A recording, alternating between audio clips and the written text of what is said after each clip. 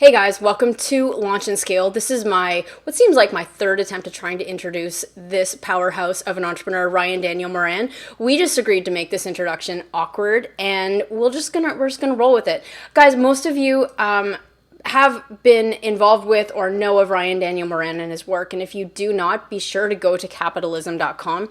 He, in the last 10 years, got into Amazon, learned how to quickly see opportunity in physical product companies, build them up to multiple 7- and 8-figure brands, and now he's helping hundreds of entrepreneurs do that as well.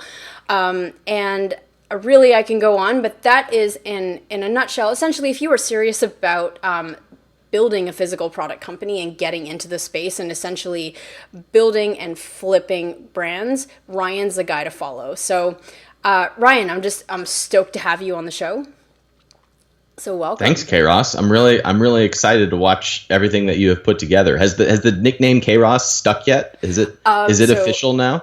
Funny enough, it has been my nickname since I was 18. Oh, I thought I coined it, and now I'm just disappointed in myself. No, actually, my phone number ends with Ross because people are just like, you know what? I'm not going to say your name because it's impossible to say. I like the story where I came up with it when we were in Austin together better, so I'm going to roll with that. Sounds good. You know what? We'll just say, wow, Ryan, thank you so much for that nickname. But You're welcome. So, you're welcome. I'm glad it stuck. Ross fam, if you're listening on the podcast, be sure to subscribe, and YouTube, click subscribe and check out Ryan's channel as well. Man, gosh, where do we start? So I wanted to, Ryan and I go back a few years, and I was thinking of what do I ask this guy that has so much experience and expertise in identifying opportunities with companies, quickly scaling them, quickly flipping them, and it's like, at first I was like, you know what, I thought I would ask him about how to create a physical product company, and I'm like, no, everyone has asked him that. So what I actually wanted to do was to focus this interview on more the few things, because you have your hands really deep with sourcing new products, identifying new opportunities for products, scaling brands. I want to talk about a few things. I want to talk about the counterfeit problem in China. I also want to talk about how you handle sourcing from China, if you even do that anymore, and what are some systems that you have put in place with your clients as well as your own businesses to ensure that you're able to quickly scale to a point where you're creating a great company that is built to sell. Really. Sure. With that. I'm ready. So I want to paint just a hair of context for a second, because before I was in the product world, I was in the information publishing world. So I learned about video sales letters, email marketing, search engine optimization, building audiences, some social media. That was before it was cool, if you will. Now I see it coming full circle again, where you have a lot of physical product people who are diversifying by building funnels and trying to build audiences.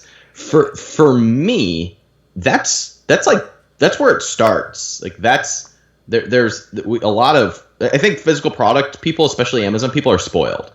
They're just completely spoiled by the gravy train of sales. You put a product up where there's a bunch of customers, you get into the river of sales, and then you say, now the hell what? Mm-hmm. And for me, it all starts at the beginning stage. It's how are you building the audience and how are you actually marketing the business?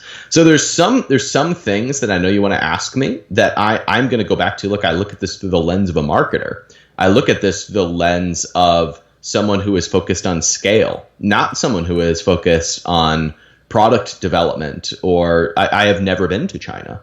I don't consider myself the head of product. I'm the head of the company. Mm-hmm. And the head of the company is in charge of vision and scale and direction and ensuring that the company never runs out of money. So just to set some context, my lens, my filter is to look at it from the lens of a marketer and as a CEO, not as an Amazon guy, not as a product person, not as a sourcer, but as the founder of a company. And I think in this crazy world of the internet businesses, we confuse a lot of different roles and like to call ourselves founders when really we have an expertise in one specific area. So how much of your first off, how many businesses are you active in physical products? Like, Roughly. roughly. 1, 2, 3. I have ownership in 5, and I'm active in 3. Okay. So where a lot of your day to day may be spent overseeing as a founder and a marketer, essentially these physical products. May have lost you here. Hey, how much of the early success of brands would you say is about picking the right product as opposed to being able to market it properly?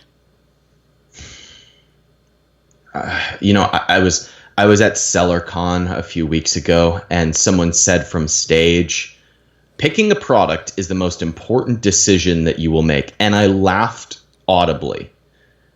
I mean, it's important. What you sell is important, but it is not nearly as important as who you sell to. I mean, all we have to do is look at big conglomerates. If you look at toilet paper, there's a lot of different toilet paper brands.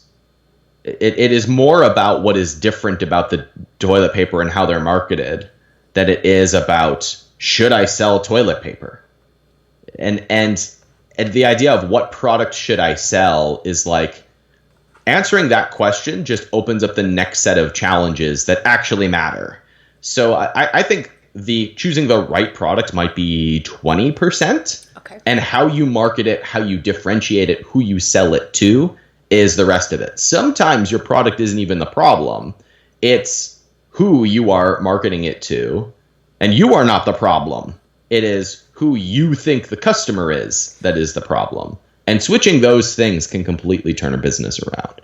Do you have a litmus test for identifying early stage? Like, I don't know how much of the front lines you do anymore, but even people on your team that go out and identify new opportunity, do you have a litmus test for identifying the product versus audience and to see where that happy middle is, to see whether that's a good opportunity? Yeah, so for me, it's not a happy middle. It's all audience, because the audience will tell you what they demand from you. The audience will tell you what they want to buy. So I like to look at this as, sometimes as entrepreneurs, we got into this game for selfish reasons. I don't think we do many things that are selfless. So we get into this game because we want a different life, because we want to make more money, because we want more time. That's most entrepreneurs, especially internet entrepreneurs in this world. So we're coming at it from the lens of what we're going to get out of it. And we never make the flip of, in order to get what I want, we have to find out what other people want and give it to them. So we get stuck in this headspace. And the headspace is, what do I choose that's a magical product? What's the magical formula that's going to get me the money? What's the best platform to launch where it's easy for me to do? And so we're looking at it like there is some pool over here that we have to plug into. And this is, I mean, my community is mostly Amazon sellers. They're especially guilty of this. And I think there's a lot of Kickstarter launches that do this too. Is that like they just mimic what other people have launched and say, I guess there's money there. But they forget that if you want to build a company, it is all about finding people and what people want. It's the same idea of, we've all heard that it's 7 times harder to get a new customer than it is to get a previous customer to buy from us again. And yet most physical product people just talk about new customers. They don't talk about follow-up. They don't talk about back end. They don't talk about upsells. They don't talk about customer experience. They just talk about, how do I rank, get reviews, and get more front-end customers. So they miss 80% of the scale that actually is possible. So I am looking all at audience. The way that I evaluate if something is going to hit at the beginning stages, is there a pool of people who are demanding this or not? I am not looking at, you can have the coolest whiz-bang product ever, but if I don't immediately see that there is a group that wants it, or you've got an audience that wants it, I don't care. I mean, it doesn't catch my attention. Good ideas are plentiful, but demand is finite. So I'm looking at demand in the form of eyeballs and audience, it only, and I'm not looking at product. So you would say your sweet spot is existing market, but then what is the, I guess, one thing or the strongest indicator that you have found that audience with that need? Like, is that Amazon reviews, for example? Or like, what is that platform that says there is a fit? It's an audience within your control. An audience within your control is not Amazon. An audience within your control is not Shopify. An audience within your control is not Kickstarter. An audience within your control is an email list. It's a social media platform. It's people that you can contact on demand and they show up and they listen to you. That's an audience. That's where you can get feedback on product, on scale, on features. That's where it is. So tools like Amazon, Kickstarter, Shopify are great product research tools where you can look at differentiating factors and what people say. But it does not mean that when you go to market, you've got a group of people waiting to buy it. And I'm looking for that. I'm looking at how do we manufacture the line out the door at the Apple store when there is a new launch. That's what I'm trying to identify. That's when I know I've got a good opportunity. Perfect. And I'm trying not to get too gritty here, but one example you use is your first product business, I think, was in the yoga space. Mm-hmm. So what came first, the audience or the product? Did you develop a Facebook group around the person being yogis, we'll say, and then figure out what they like and then bring a product to them? Or did you say, I'm going to focus on a yoga mat and then build up the community? Yeah, that's a great question. So this was 2013.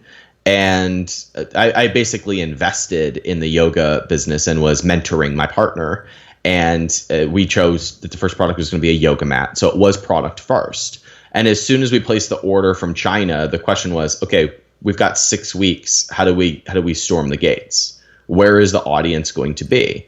And at the time, there was organic reach in Facebook pages. I think this was even before Facebook groups. And so we bought a minimal amount of traffic to a Facebook page and built up buzz to the point where we had people waiting in line to get that product. And so you can certainly, if you've got the product and you're already taking sales or you've at least pre-launched it, most people get stuck on the platform rather than manufacturing their own demand. You do that through marketing. You do not do that by optimizing for a channel. So there are two different approaches. But yes, you can always go back to step one and build up the audience so long as you know who that audience is and what they want. And we identify that by simply asking the question, who is the person who is buying this rather than what are people buying? So a quick example is I do workshops at my house once in a while, and they're 10 grand, 5K up front, 5K when you make your first 100K.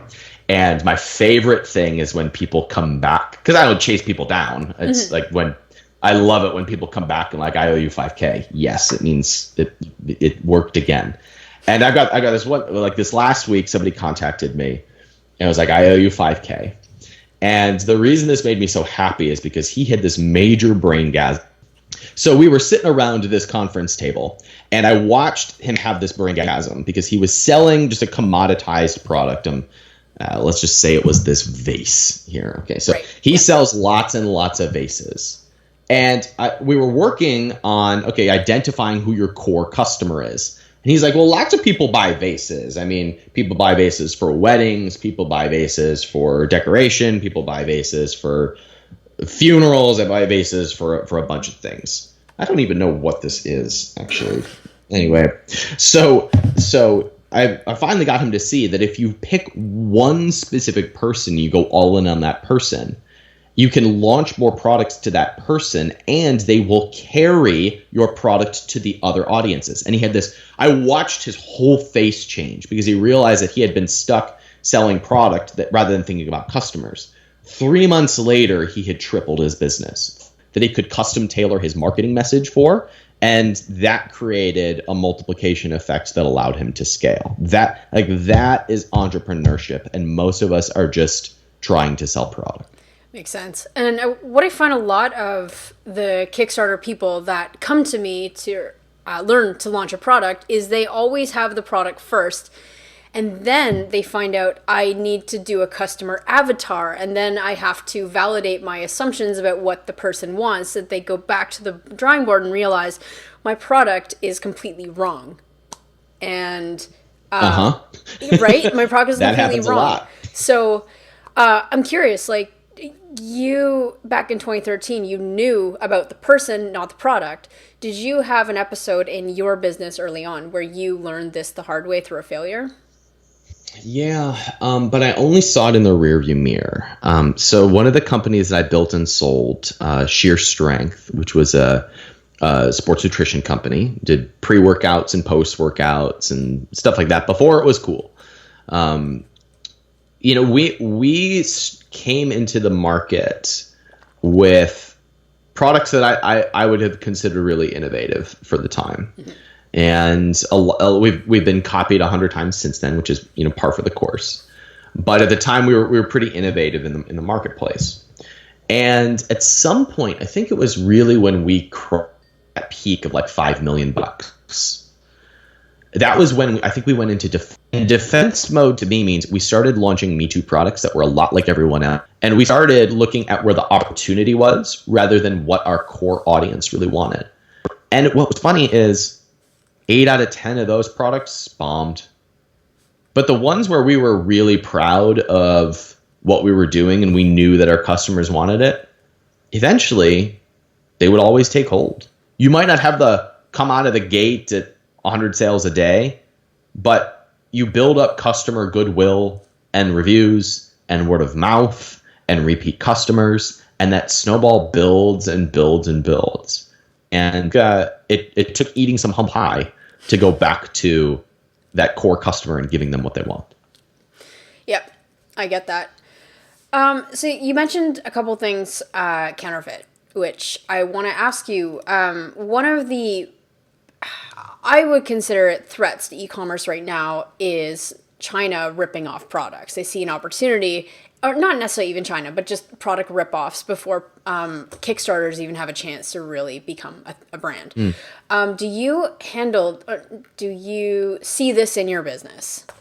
Honestly, I see it more. I see it more from other entrepreneurs who are looking for short-term opportunities, who are just looking at what other people are selling and selling that. The way that I handle this is kind of inspired by a question I asked Tom Bilyeu on stage at the Capitalism Conference a couple years ago. And what I asked him was that a few years ago when Quest Bar launched in like 2011 or 12 or whatever it was, they were the first fiber-based protein bar to hit the market. And so it was perfect for macros. And then along everybody else. And he said, I asked him, how do you deal with this? And he said, when you launch a new product, you've got a window of opportunity. He said it was 18 months. On the internet, sometimes it's a shorter lifespan.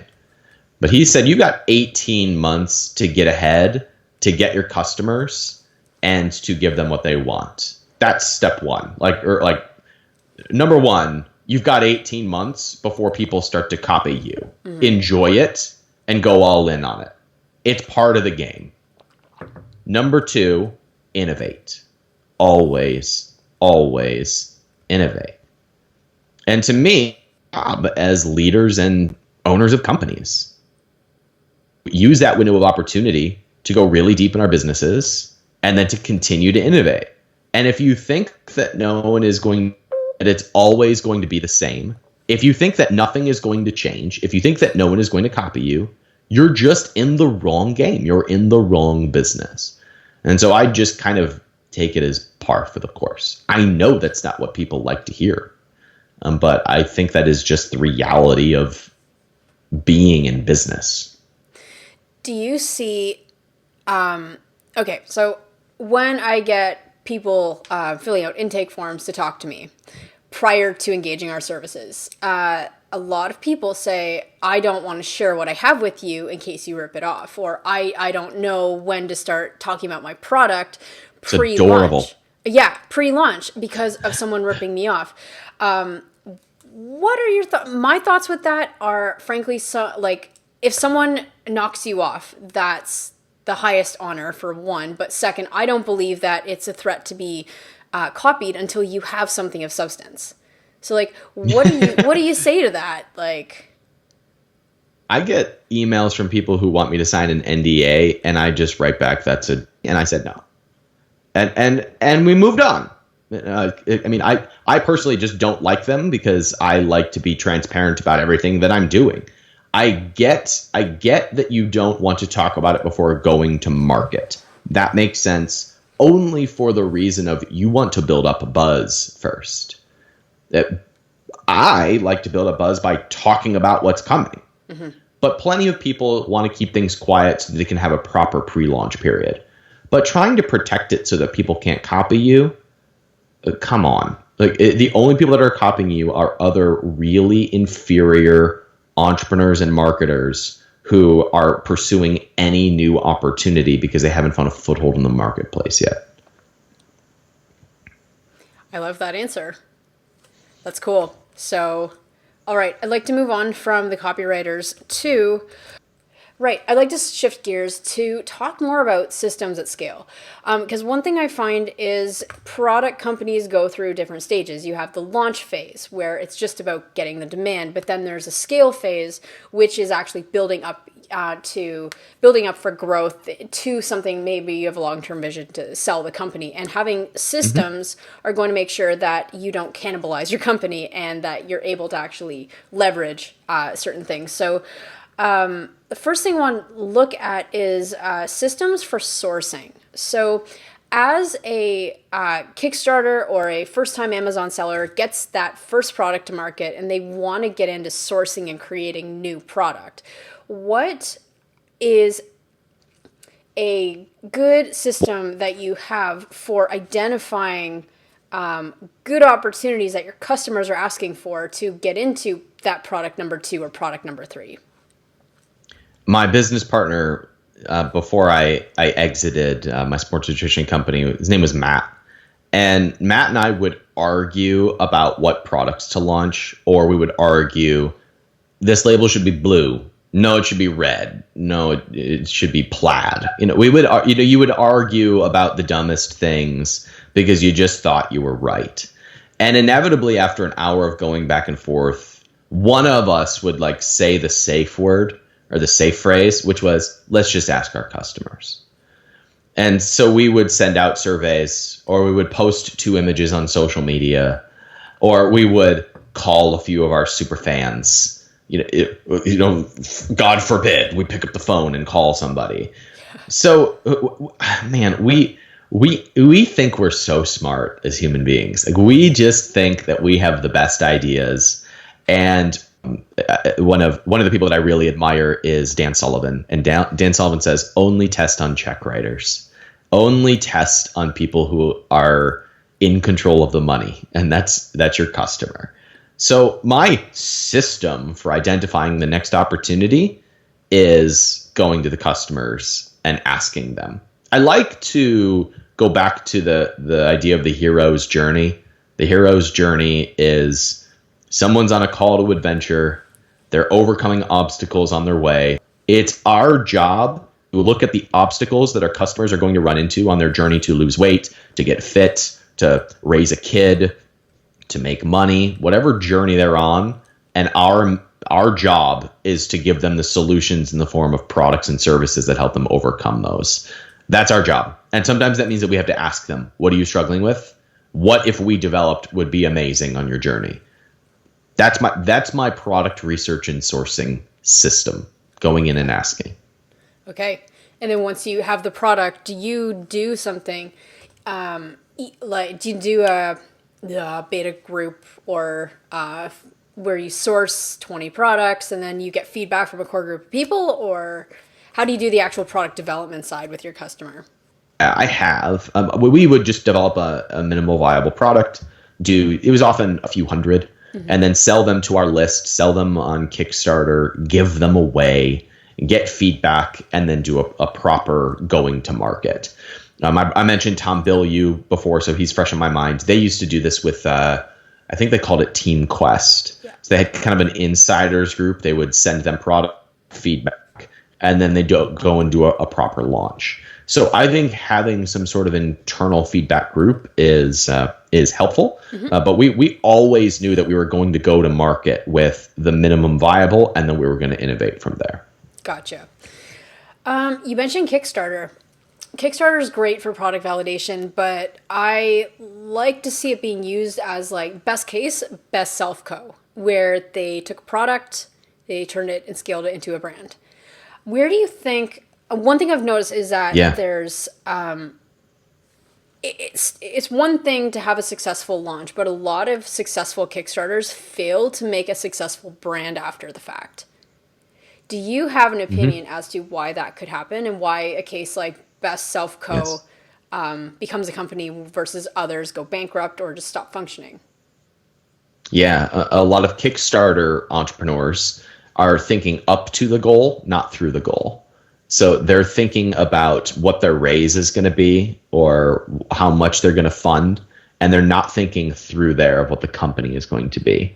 It was kind of like back in the olden days of internet marketing, it was really popular to launch digital products, and you get all your buddies to promote it, and you do a big pre-launch, and then you'd open the doors, you'd make $1 million, and you'd go away, and everyone thought you were rich and cool. But the reality was always something different, because the entrepreneur spent 6 months of their life building up this product, arranging their buddies to promote, getting everybody on the same page of when the dates were going to be, and you planned this huge product launch, and you made, after refunds, merchant fees, paying your affiliates, advertising costs, you made a few $100,000. You fulfilled the product for the next 6 months to start a business. So great as recurring revenue machines. So you have these people in this perpetual launch mode of launch and burn, launch and burn, launch and burn. So the solution is to think about, if we're going to use Kickstarter as a tool, hoping to kickstart, what are we hoping to fund long term? What is the business that we're building beyond the first $100K that we raise, the first $1 million that we sell? Do we know what products 3, 4?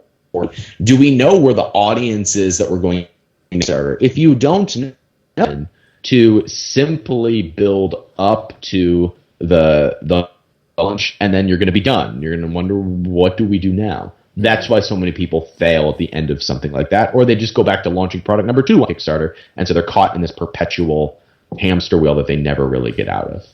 I love that launch and burn. It's pretty much what happens, because they go back to Kickstarter because they've run out of money, and so they don't know any other funding methods, so they just go back and back and back. Yes. That's awesome. Yes. And they never really go deep into what their customers want. And so, look, entrepreneurship's hard, guys. We think it's easy because we see so many people supposedly killing it. We see the front end. We have no idea what's going on in the back end, what the team looks like, how much the person works, how stressed they are. Entrepreneurship's hard, and it requires you to be humble enough to go in and serve your customers. I agree. Well said. My last question is there anything else I should have asked you that I haven't? Yes, so many things. Oh no. Right, guys, we'll be here for the next 34 hours. Okay. let me talk about a trend I see happen. And it is the trend of partnering with audiences to launch product lines around them. Something very magical happened when Kylie Jenner launched her line, which I think is called Kylie. Right? And she's now the youngest billionaire in history. Lady Gaga just announced that she's doing a product line, and it's Amazon only. They're the Honest Company with Brian Lee and Jessica Alba was built on PR, and you have a lot of entrepreneurs who are wondering, how do I build an audience Meanwhile, there are all these audiences sitting underserved because they have no product line. If you're a real entrepreneur, it's your job to look at where the resources are and bring them together. And there are a lot of eyeballs right now that are underserved. You start with the audience and you scale and launch to that audience. I think more people need to be paying attention to that trend. I want to dig a little bit further into that, piggybacking on someone else's audience or current audiences that are being underserved. Tactically, how would you do that? Let's just say, what is one audience that you feel is underserved right now? Oh, well, that's interesting. When I think about an audience, I'm thinking about a centralized following around a person or a theme. Okay. So I'm looking at it in the sense of, so let's just take stay-at-home moms as an example here. Okay. By and large, stay-at-home moms are still served by large or small CPG companies. What you have instead is you still have conglomerates going after this large pool of demographics. But if we break that into smaller audiences and you're looking at influencers, you're looking at groups, you're looking at these small pockets where people hang out, that to me is a sign of a group that I'm going to build a brand around. It's actually the singular question I'm asking when I'm launching a brand is, where is the pool of attention within this very, very large demographic? So you asked what was a group that is underserved right now. Mm-hmm. I think that the trend is for groups to be broken into who they follow, where they hang out, and where the influence and where the attention is. So moms is broken into a whole bunch of different micro groups, whereas entrepreneurs are broken into a bunch of different micro groups. And we all want to follow and be served by people like us. And so that's why I think you can build multiple brands within the same audience, because that audience wants to buy everything from people that are developing products that are just for them. So in that sense, all groups are kind of underserved. It's a matter of, can you centralize enough attention around them in order to get them to buy from you? And are your products and your systems good enough to be able to continue to serve them? That makes sense. We're going to end it here. Okay. Because we can literally go anywhere with this, but I really like how these conversations, I don't really come in with an agenda. I just like to see where they naturally go. And what I really love is you've covered a lot of great points on foundational things, on it's not about the product, it's about the person you're serving. And really how to go about doing that and how to utilize underserved markets to do that. I mean, I think we always have to default to that. We always have to remember that the brands that we're serving are being supported by people. It's not about our product. It's not about what we're doing. It's about what other people want. And our job as entrepreneurs is to constantly be looking for resources that support that person on their journey. If we don't start there, then we have ruined our thesis from the very get-go. Agreed. And where Kickstarter is traditionally a platform where people sell first and then build. If you want to build a sustainable company, it's something that truly does scale past Kickstarter or even past your first product. You really have to take that conversation a lot further into who is that person, not necessarily only through viability of being able to sell a product. So I think that is the only way that you launch and scale. I love it. No, thanks for putting in the brand. That's what I'm here for. Right? Awesome. All right. Well, guys, Ryan, if people want to learn a little bit more about working with you and even the work that you put out into the world, where's a good place to send them? Yeah, I mean, my business is capitalism.com. I help entrepreneurs build businesses and invest the profits. My podcast is capitalism.com with Ryan Daniel Moran. So I don't make myself too hard to find. I do occasional workshops with entrepreneurs at my home. They're called 8-figure exits. They're about building companies to exit. And you can find out more at capitalism.com/8. Hey guys, thanks for watching. If you liked this interview, be sure to hit the like button below this video. And we are dropping new content weekly to help you along with your e-commerce product journey, be it a launch or you are scaling.